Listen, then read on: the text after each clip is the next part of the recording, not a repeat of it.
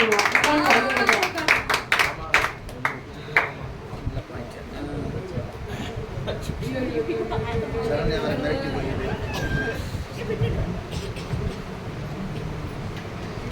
அமர்ந்திருக்கும் அனைத்து நண்பர்களுக்கும் என் முதற்கண் வணக்கத்தை தெரிவித்துக் கொள்கிறேன். ஆவிக்குரிய வாழ்க்கைக்கு தடை, அதுக்கு காரணம் நான் தான் சொல்லி இந்த தரப்பு மக்கள் இவங்களெல்லாம் நினைக்கும் போது எனக்கு ரொம்ப வருத்தமா இருக்குது. ஏன் அப்படின்னு பாத்தீங்கன்னா, அடிப்படை பிரச்சனை என்ன? ஒரு மனுஷனுடைய அடிப்படை பிரச்சனை என்ன?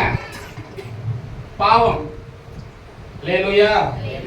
அடிப்படை பிரச்சனை பாவம். அவன் யாரையாவது ஒரு ஆளை சார்ந்து இருக்கணும். ஆமாவா இல்லையா? தெரியுமா? அடிப்படை பிரச்சனை என்ன? பாவம். ஒரு மனுஷன் அடிப்படையில யாராவது ஒருத்தரை சார்ந்திருக்கணும். ஒண்ணு பிசாசு, அப்படி இல்லைன்னா கடவுள். அல்லேலூயா, அல்லேலூயா. நாங்க என்ன சொல்றோம்? கடவுளை சார்ந்திருந்த மனுஷனை பிசாசானவன் தான் என்ன பண்ணான் சொல்லுங்க? கெடுத்தான். அல்லேலூயா. நடுவர் அவர்களே, நாம என்னைக்கு மைக்க கையில எடுத்தோமோ அன்னையில இருந்து சொல்லிட்டு இருக்கிறோம் நமக்கு ஒரு எதிரி இருக்கிறான்னு. சொல்றோமா இல்லையா? சொல்லுங்க. நம்மள ஆவிக்குரிய வாழ்க்கைக்கு மோட்டிவேட் பண்ணோம்னா அதுக்கு கூட பிசாசு தேவைப்படுறான். ஆமாவா இல்லையா? சொல்லுங்க. இவங்க தூங்கி விழுவாங்களாம், இவங்க தூங்கி விழுவாங்களாம். இவங்க தான் எல்லாத்துக்கும் காரணமா? நான் என்ன கேக்குறேன், நீங்க தான் காரணம்னு சொன்னா அப்புறம் எதுக்கு பிசாசு? நீங்க செய்ய வேண்டியதானே? ஆண்டவரோட கூட நல்லா இருக்க வேண்டியதானே? ஏன் டிவி பாக்குறீங்க? எதுக்கு இன்ஸ்டாகிராமுக்கு போறீங்க? எதுக்கு பேஸ்புக்கு போறீங்க? எத்தனை பேர் நீங்க சொல்லுங்க. நான் என்ன கேக்குறேன்னா, எத்தனை பேர் நீங்க இதுல எல்லாத்தையும் ஆண்டவருடைய காரியத்தை செய்றீங்க? யாராவது ஒருத்தர் கை தூக்க பார்க்கலாம். பேஸ்புக்கை நீங்க யாராவது ஆண்டவருக்காக யூஸ் பண்றீங்களா? சுவிசேஷத்தை அதுல என்ன பண்றீங்க? அறிவிக்கிறீங்களா? என்னுடைய கேள்வி. யாராவது ஒருத்தர் கை தூக்குங்க. ஒருத்தரும் இல்ல. அதான் கேக்குறேன் நானு. நீங்க என்ன சொன்னீங்கன்னா, இல்ல நான் என்ன சொல்றேன், மனுஷன் யாரையாவது ஒருத்தரை சார்ந்து இருக்கணும். கடவுளை சாராம இன்னைக்கு நிறைய பேர் என்ன பண்ணி இருக்கிறாங்க? சாத்தானை தான் சார்ந்து இருக்கிறாங்க. அவன் மனுஷனுடைய வாழ்க்கையை கெடுக்கிறான். அல்லேலூயா. கவனிக்கிறீங்களா? என்ன பண்றான்?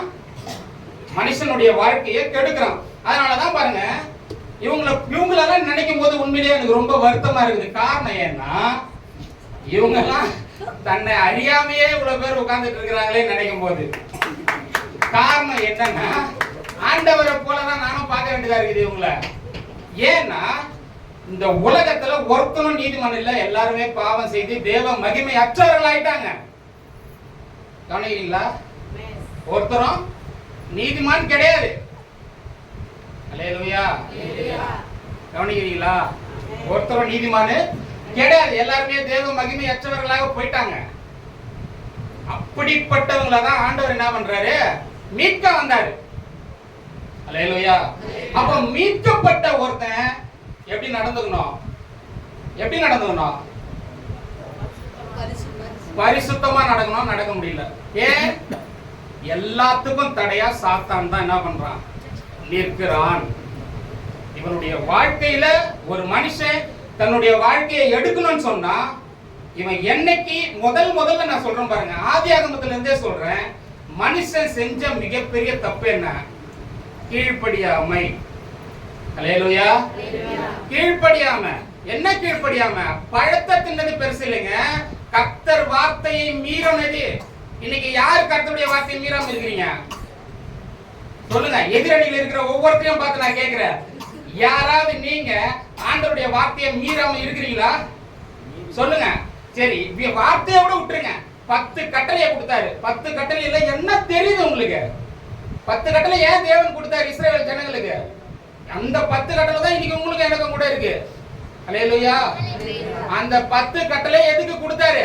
என்ன சொல்லப்பட்டிருக்குது அதுல? சொல்லுங்க பார்க்கலாம். சாத்தானை அப்படியே பிரதிபலிக்கும். அல்லேலூயா. சாத்தான் யாரு? சொல்லுங்க. ஃபர்ஸ்ட் கட்டளை என்ன? என்னை அன்றி உனக்கு வேற தேவர்கள் இருக்க வேணாம். பிசாசு என்ன பண்ணுவான் தெரியுமா? என்ன வணங்கணுவான்.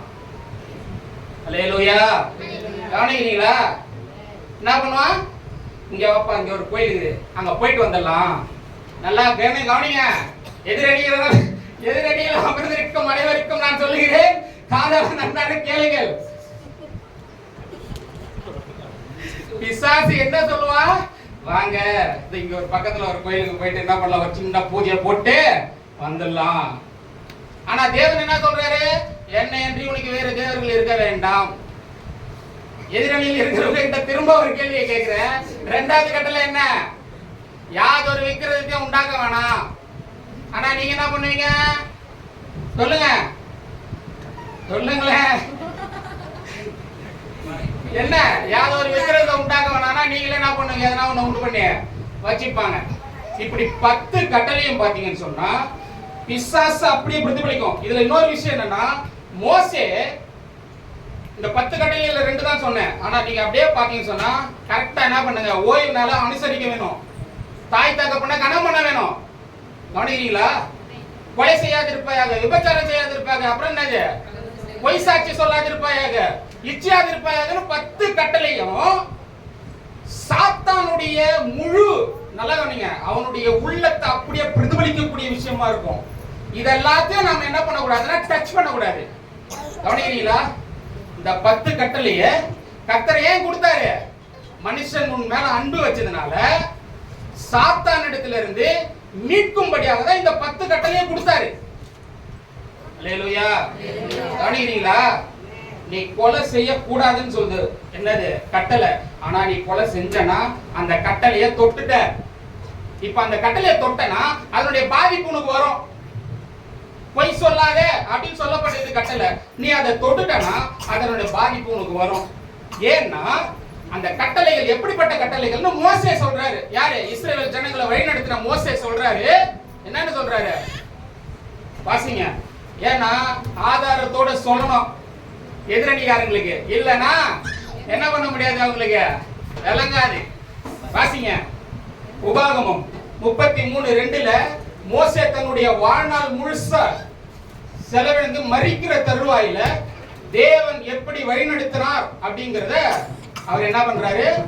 சொல்றாரு. யாருக்கு? யோசுவாவுக்கு சொல்றாரு. வாசிங்க.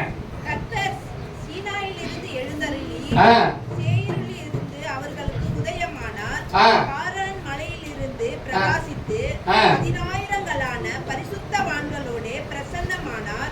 அவர்களுக்காக அக்கினிமயமான பிரமாணம் அவருடைய வலது கரத்தில் இருந்து புறப்பட்டது. போதும், நல்லா கவனிங்க.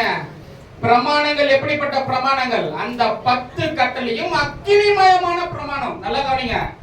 நெருப்ப தெரிஞ்சு தொட்டாலும் தெரியாம தொட்டாலும் தொடர்வங்களுக்கு பாதிப்பு உண்டு. அல்லேலூயா, அல்லேலூயா. கவனிக்கிறீங்களா? 10 கட்டளைய நீங்க டச் பண்றீங்க அப்படின்னு சொன்னா என்ன அர்த்தம்? பொய் சொல்ல கூடாதுன்னு சொல்லும் போது நீ பொய் சொன்னா நீ நெருப்ப தொடுற மாதிரி. அது என்ன பண்ணும்? தெரிஞ்சு தொட்டாலும் நெருப்பு சுடும், தெரியாம தொட்டாலும் நெருப்பு சுடும். அக்கினிமயமான பிரமாணம். அதுக்கு தான் மோசே அங்க சொல்றாரு. அல்லேலூயா. கவனிக்கிறீங்களா? புதிய ஏற்பாட்டுல இன்னும் தெளிவா நமக்கு என்ன பண்றாரு? பவுல் ரொம்ப அழகா போதிக்கிறார். வாசிங்க. எபேசியர் 6. சாத்தானின் தந்திரங்கள். கவனிக்கிறீங்களா? எல்லா டைம் என்கிட்ட இருக்குது, கவலைப்படாதீங்க. என்ன பண்ணுங்க? சாத்தானின் தந்திரங்களுக்கு எதிர்த்து நிக்க சொல்றாரு. எதுக்கு? வாங்க என் கூட ஃபைட் போடுங்க எதிரணி கூப்பிட்டுருக்கலாம் இல்லையா? ஏன் அப்படி எழுதல? சொல்லிருக்கலாம் இல்லையா? யாரு? இமானுவேல், வாங்க நம்ம ஃபைட் பண்ணலாம் அப்படியே போட்டுக்குது பைபிள்ல இல்லையே. என்ன பண்ணுங்க? சாத்தானுக்கு எதிர்த்து நில்லுங்க. அப்ப அப்படி ஒருத்தன் இருக்கான், அவனுக்காக என்ன பண்ணுங்க? அவனை சாதாரணமா நினைக்காதீங்க. அவன் எப்படியெல்லாம் செயல்படுறான், எந்தெந்த விதத்துல செயல்படுறான். அல்லேலூயா. நம்ம ஆண்டவரை பத்தி எந்த அளவுக்கு தெரிஞ்சிருக்கிறோமோ அதே அளவுக்கு பிசாச பத்தியும் தெரியணும். அல்லேலூயா. எதிரிய பத்தி நம்ம எந்த அளவுக்கு தெரிஞ்சு வச்சுக்கிறோமோ அந்த அளவுக்கு நாம என்ன பண்ண முடியும்? எதிரியோட போரிட முடியும். அல்லேலூயா. இந்த எதிரணியை பார்க்கும்போது எனக்கு மிகவும் வருத்தமாக இருக்கிறது. ஏனென்றால் எதிரியை பற்றி ஒன்றும் தெரியாமல் தன்னைத்தானே தாழ்த்தி கொண்டு வருந்தி கொண்டு இப்படி அடம் பிடித்துக் கொண்டு அமர்ந்திருக்கிறார்கள். இவர்களை நினைக்கும் போது நடுவர் அவர்களே, இவர்கள் பக்கமாய் நீங்கள் தீர்ப்பை வழங்கக்கூடாது என்பதை நான் பணிவன்புடன் கேட்டுக் கொள்கிறேன். ஆகையால் தான் சொல்றேன், நல்லா கவனிங்க. அதனாலதான் சொல்றேன், பவுல் ரொம்ப தெளிவா சொல்றாரு. என்னன்னா, பிசாசு கூட எதிர்த்து நின்று நம்ம போராடணும். அப்படி போராடணும்னா சில நமக்கு என்ன பண்றாரு, சில ஆயுதங்களை தேவன் என்ன பண்றாரு, கொடுக்குறாரு. அதை வச்சுட்டு நம்ம இந்த பூமியில என்ன பண்ணணும், அவனை எதிர்த்து போராடணும். எல்லாத்துக்கும் நான் தான் எல்லாத்துக்கும் நான் தான் பண்ணிட்டேன், எல்லாமே என்னாலதான். அல்லேலூயா, அல்லேலூயா. எல்லாமே என்னாலதான், எல்லாமே சொல்லுங்களேன், என்னாலதான், எல்லாமே என்னாலதான், எல்லாமே என்னாலதான். இவங்களை நினைச்ச ஆண்டவரை என்ன பண்ணுவாரு சொல்லுங்களேன், வருத்தப்படுவாரு. அல்லேலூயா, அல்லேலூயா. இவர்கள் அறியாமை நினைத்து நான் வருத்தப்படுகிறேன். ஆவிக்குரிய வாழ்க்கைக்கு தடை நான் தான் என்று சொல்கிறார்கள். அப்படி கிடையாது, ஒருபோதும் இவர்கள் தடையா இருக்க முடியாது. காரணம் ஏன்னா, இவர்களுக்கு பின்னாடி இருந்து செயல்படுபவர் பிசாசு, இவர்களுக்கு பின்னாடி இருந்து செயல்படுபவர் சாத்தான். அதனாலதான் சொல்கிறேன், ஆவிக்குரிய வழக்கு, ஆவிக்குரிய வழக்குக்கு தடை என்னது, சாத்தான் என்று நான் பேச வந்திருக்கிறேன். இதுல இன்னும் கடைசியா சொல்லி முடிக்கிறேன். நானு அந்த எபேசியர் 6ல பாருங்க, பிசாசானவன் தந்திரம் உள்ளவனா இருக்கிறான்றதுனால அவருடைய தந்திரங்களை பத்தி சொல்லப்பட்டிருக்குது. அல்லேலூயா, அல்லேலூயா. என்னென்ன தந்திரம்? சத்தியம் என்னும் கட்சியை நம்ம எடுக்கணும்னு சொன்னா அதுக்கு ஆப்போசிட் அவன் பொய். வாயை திறந்தாலே பொய்களை சொல்லி பொய்களை ஏமாற்றி நம்மளை என்ன பண்றான், வஞ்சிக்கிறான். அல்லேலூயா. இங்க இருக்கும் என்னுடைய எதிரணிகளுக்கு நான் சொல்லிக் கொள்வது என்னவென்றால், இங்க போட்டிருக்கிறாங்க, மொபைல் போட்டிருக்கிறாங்க, வாட்ஸ்அப் போட்டிருக்கிறாங்க, அப்புறம் Facebook, இன்ஸ்டாகிராம், டெலிவிஷன், இது எல்லாத்திலையும் இன்னைக்கு ஊழியம் போகணும்னு ஆசைப்படுறேன். அல்லேலூயா, அல்லேலூயா.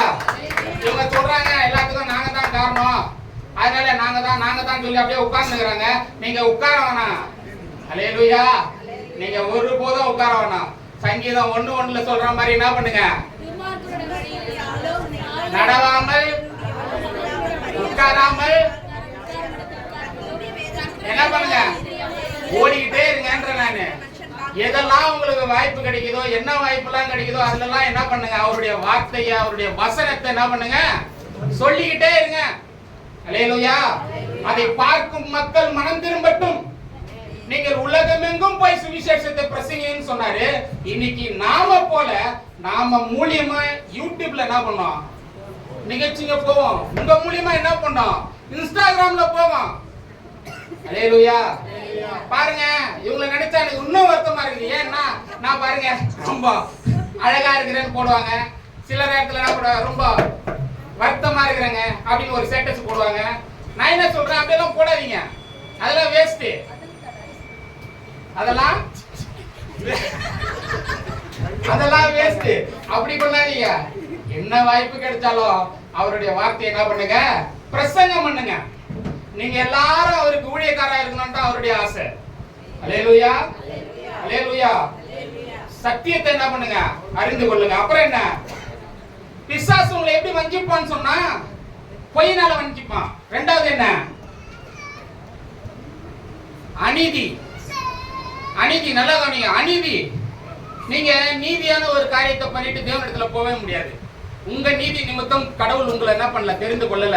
இயேசு நீதியானவர்ங்கிறதுனால உங்களை என்ன பண்ணியிருக்கிறார், அவரு தெரிந்து கொண்டு இருக்கிறார். இயேசுவின் நீதி நிமித்தமா தான் நம்ம என்ன பண்ண முடியும், தேவனிடத்துல நெருங்கவே முடியும். அல்லேலூயா. அதனால நான் நீதிமான் என்ற அடிப்படையில போனா முடியாது, அவர் நீதிமான், அதனால நான் உள்ள போறேன். அல்லேலூயா. கவனிக்கிறீங்களா? அப்போ அநீதியை கொண்டு அவன் நம்மளை என்ன பண்ணுவான், நீ இந்த தப்பு பண்ணிட்ட, அதனால நீ தேவனுக்கு உகந்த பாத்திரமே கிடையாது. இவங்களை போல, இந்த அணியை போல, எல்லாத்துக்கும் நான் தான் சொல்ற அணியை போல என்னன்னு இருக்காதீங்க. தேவன் அதெல்லாம் மாத்திட்டாரு. தேவன் என்னன்னு மாத்திட்டாரு, நீ எனக்குள்ள இருக்க, அதனால நீ உள்ள போ. அல்லேலூயா. கவனிக்கிறீங்களா? இஸ்ரவேல் ஜனங்க எகிப்து தேசத்துல இருந்து வெளியே வரும்போது அவங்க உத்தமர்கள் இல்ல, நல்லா புரிஞ்சுங்க. அதுல ஏகப்பட்ட தப்பு பண்ணவங்க இருந்தாங்க. ஆனா எல்லாரும் வீட்டுக்குள்ள இருந்தாங்க. எந்த வாசல்ல ரத்தம் தெளிக்கப்பட்டதோ அதுக்கு உள்ள இருந்தவங்க அத்தனை பேரும் மீட்கப்பட்டார்கள். அல்லேலூயா. ரட்சிப்பு எப்படி பண்றது, எப்படிப்பட்டதுன்றத புரிஞ்சுக்கங்க. அல்லேலூயா. அடிமைத்தன வீடாகிய அந்த எகிப்தில இருந்து நம்மள மீட்டது என்னது? ரத்தம். அது இயேசுவின் ரத்தத்துக்கு அடையாளமானது. அல்லேலூயா. இன்னைக்கு நம்மள மீட்டதே அதனாலதான். இன்னைக்கு நம்மள மீட்டு இங்க உட்கார வச்சிருக்கிறது அதனாலதான். அல்லேலூயா. அல்லேலூயா. அதனால என்ன பண்ணுங்க, என்ன பண்ணுங்க, தைரியமா நீதி, தேவனுடைய நீதியின் அடிப்படையில் அவரிடத்துல என்ன பண்ணலாம், போலாம். அடுத்தது என்ன? ஆயத்தம். ஆயத்தம் என்ன? பாதரட்சை நமக்கு தேவை. அவன் என்ன பண்ணுவான்? ஆயத்தமே இல்லாம இருணுவான். அல்லேலூயா. இவங்க ஜெபம் பண்ண போறாங்களே, அதான் நம்ம எதிரணிகள். எதிரணி ஜெபம் பண்ண போகும்போது, ஏங்க நான் ஒண்ணுமே பண்ணலங்க, நான் எதுங்க ஜெபம் பண்ணது வேணாங்க, நான் தாங்க காரணம் அப்படின்னு பண்றவங்க பண்ண மாட்டாங்க. ஆனா நான் போனா என்ன பண்ண மாட்டேன், அப்படி வர மாட்டேன், நான் போவேன். அல்லேலூயா. ஏன்? எனக்காக ரத்தம் சிந்தப்பட்டிருக்குது, எனக்காக மீட்பு உண்டாகப்பட்டிருக்குது, எனக்காக ஒரு உயிர் போயிருக்கு, அதனால நான் போவேன். எனக்கு பதிலான ஒரு உயிர் போயிருக்கு, நான் அவர்கிட்ட போய் நிற்பேன். அதுதானே வேதம் சொல்லுது எனக்கு, அதான சத்தியம் எனக்கு சொல்லி கொடுக்குது. அப்ப நான் போவேன், என்ன பண்ணுவேன்? இருப்பனா? இருக்க மாட்டேன், நான் போவேன், ஆயத்தத்தோட போவேன். அல்லேலூயா. அடுத்தது என்ன? அவிசுவாசம். இவங்கள போல, இவங்கள போல என்னால இருக்க முடியாது, எல்லாத்துக்கும் நான் தான் காரணம், நான் தான் என்ன பண்ணுவேன், என்னுடைய ஆவிக்குரிய வளர்ச்சிக்கு எதுவுமே இல்லை அப்படின்னு நான் சொல்ல மாட்டேன். அல்லேலூயா. ஆயத்தமா இருப்பேன். அல்லேலூயா. ஆயத்தமா இருப்பேன். அப்புறம் என்னது? அப்புறம் என்ன செய்யறோம்? எபேசியர் 6ஆம் அதிகாரத்துல வாசிங்கம்மா. என்னங்க இப்படி சொல்றீங்க? இப்படி இருந்தா எப்படிமா? என்னுடைய அணிகாரர்களே எனக்கு சப்போர்ட் பண்ண மாட்டீங்களா? சீக்கிரம் வாசிங்க டக்குன்னு. எபேசியர் 6ஆம் அதிகாரம் 11ஆம் வசனத்துல இருந்து பாருங்க. தேவனுடைய சர்வாயுத வார்த்தையை அறிந்து கொள்ளுங்கள். ஏனெனில் மாம்சத்தோடும் இரத்தத்தோடும் அல்ல, துரைதனங்களோடும் அதிகாரங்களோடும் இப்பிரபஞ்சத்தின் அந்தகார லோகாதிபதிகளோடும் வானமண்டலங்களில் உள்ள பொல்லாத ஆவிகளின் சேனைகளோடும் நமக்கு போராட்டம் உண்டு. போதும். பாத்தீங்களா? இவ்வளவும் இருக்குதான். இதெல்லாம் எதுவும் இல்லைன்ட்டு நான் தான் இருந்தாங்க இவ்வளவு நேரம். அப்ப இவங்க அறியாம என்ன சொல்றது? அதுதான் நான் சொல்றேன். வேதத்தை நல்லா வாசிச்சு பைபிளை கரெக்டா படிச்சோம்னா சத்தியம் என்னன்னு விளங்கும். சத்தியம் என்னன்னு விளங்க நான் தான் தப்புன்றத சொல்ல மாட்டாங்க. அல்லேலூயா. அல்லேலூயா. அப்போ பேசணும். வசனம் என்ன பட்டயத்தை எடுக்கணும். நம்ம பேசணும். ஆனா இவங்க பேச மாட்டாங்க, அமைதியாயிடுவாங்க. எதனா ஒண்ணு ஆச்சுன்னா எதிர்ப்பு நம்மளை தேடி எதிர வருதுன்னு சொன்னா எதிர்த்து நிக்கிறதுக்கு என்ன இல்லை, இவங்களுக்கு பலன் இல்லை, பேச மாட்டாங்க. யாராவது ஒருத்தர் சொல்லியிருப்பாங்களா கேளுங்க, என்னை பலப்படுத்துற கிறிஸ்துவனால என்ன பலப்படுத்த முடியும் அப்படின்னு சொல்லி யாரா பலவீனத்துல சொல்லியிருப்பாங்களா? எதா நான் கேட்கிறேன், சொல்லுங்க பார்க்கலாம். யாராவது ஒருத்தர் சொல்லியிருக்கீங்களான்னு கேட்டேன். முடியும். அப்போ என்ன அர்த்தம்? என்னை என்ன பண்ண முடியும்? அவர் பலப்படுத்த முடியும். அல்லேலூயா. அவருடைய வசனத்தை பேசணும். அல்லேலூயா. கவனிக்கிறீங்களா? ஆனா பிசாசு என்ன பண்ண மாட்டான், பேச விட மாட்டான், மௌனமா இருன்னுவான். சோகமா இரு, கண்ணீர் சிந்தி, நீ என்ன பண்ணிய போதான் ஒரு வாரமா அழுதுகிட்டே இருன்னுவான். ஆனா நான் அப்படி இருக்க கூடாது. கர்த்தருடைய வார்த்தையை எடுத்து நான் பேசணும். பேசதான் எனக்கு என்ன வரும்? விடுதலை. அல்லேலூயா. பிசாசின் இடத்திலிருந்து எனக்கு விடுதலை. ஆவிக்குரிய வாழ்க்கைக்கு தடையா இருக்கிற சாத்தானை மேற்கொள்ளணும்னா அவருடைய வார்த்தையை நான் மேற்கொள்ளணும். அவருடைய வார்த்தையை நான் என்ன பண்ணணும்? கேட்டு நடக்கணும். அவர் அப்படிதான் இருந்தாரு. யாரு? இயேசு. அவர் என்ன பண்றாரு? ஞானஸ்தானம் பெற்று வந்த உடனே பிசாசால சோதிக்கப்படுகிறாரு. அப்போ அவர் மேற்கொண்ட விஷயங்கள் எல்லாமே வசனத்தை கொண்டுதான் பிசாசை மேற்கொண்டார். அல்லேலூயா. வசனத்தை வச்சுதான் என்ன பண்ணார்? பிசாசை மேற்கொண்டார். ஆனா இவங்க வசனத்தை பக்கமே போக மாட்டாங்க. கேட்டா எல்லாத்துக்கும் நான் தான்றாங்க. வசனம் படிக்க மாட்டோம்னு சொல்லல, நமக்கு தடையா நாம தான் இருக்கோம்னு சொல்றோம். அடுத்தது என்ன? அடுத்த வசனம் வாசிங்க. 11வது வசனம் வாசிங்க. நீங்களே வாசிங்க, அப்பதான் உங்களை சொல்ல முடியும். நீங்கள் பிசாசின் தந்திரங்களோடு எதிர்த்து நிற்க திராணி உள்ளவர்களாம்படி தேவனுடைய சர்வாயுத வார்த்தையை தரித்துக் கொள்ளுங்கள். அந்த வசனத்தை அப்படியே நீங்க வாசித்து பாத்தீங்கன்னா என்ன நடந்தாலும் எது நடந்தாலும் எனக்கு பிரச்சனையே இல்லை, அப்படி இல்லை. அல்லேலூயா. எது நடந்தாலும் என்ன கேட்டுக்கிட்டு தான் நடக்கணும். அல்லேலூயா. எல்லா அதிகாரத்தை இழந்து போனதை தேடும் ரட்சிக்குமே மனுஷகுமாரன் வந்தார், மரித்தார், உயிரோட திரும்பி போயிருக்கிறாரு. அது மட்டும் இல்ல, எல்லாத்தையும் இழந்ததெல்லாம் திருப்பி கொடுத்துட்டு போயிருக்கிறாரு. முதல்ல அது தெரியணும் நமக்கு. அல்லேலூயா. கவனிக்கிறீங்களா? இழந்து போனதெல்லாம் திருப்பி கொடுத்துருக்கிறாருங்க. அது நமக்கு தெரியணும். அதை வச்சுதான் நாம என்ன பண்ண முடியும்? கிளைம் பண்ண முடியும். கவனிக்கிறீங்களா? பிசாசுக்கு எதிர நிக்க முடியும். நாங்க நிக்கிறோம்ல. அல்லேலூயா. நீங்க நடுவரை கேட்டு பாருங்க.